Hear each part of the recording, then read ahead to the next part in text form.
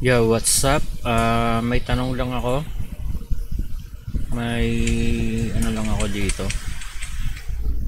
May gusto lang sana akong itanong. Baka alam niyo to.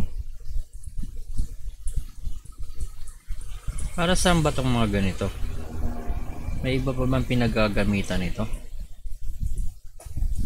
Kasi baka may iba pa oh. Sayang lang oh. Pero okay naman to. Kasi pag kaya namang i-codex to.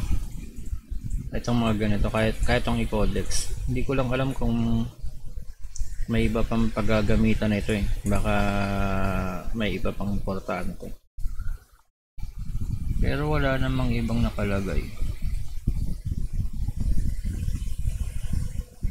Codex lang.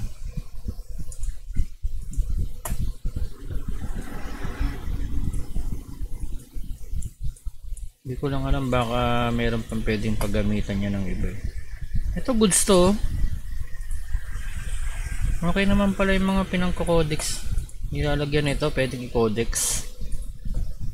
Ano talaga yung talagang pwedeng i-codex.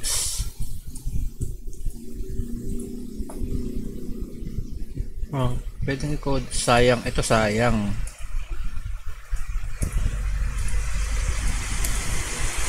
So, pwede namang i-codex din. Hindi ko lang alam kung may iba pang pinagagamitan ito. Kasi baka may iba pang pinagagamitan ito eh.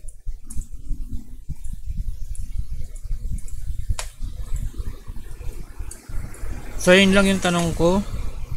Sana may mag-comment sa inyo kung may iba pang pinagagamitan nun. Thanks for watching. Please like and subscribe my channel. See you on my next video.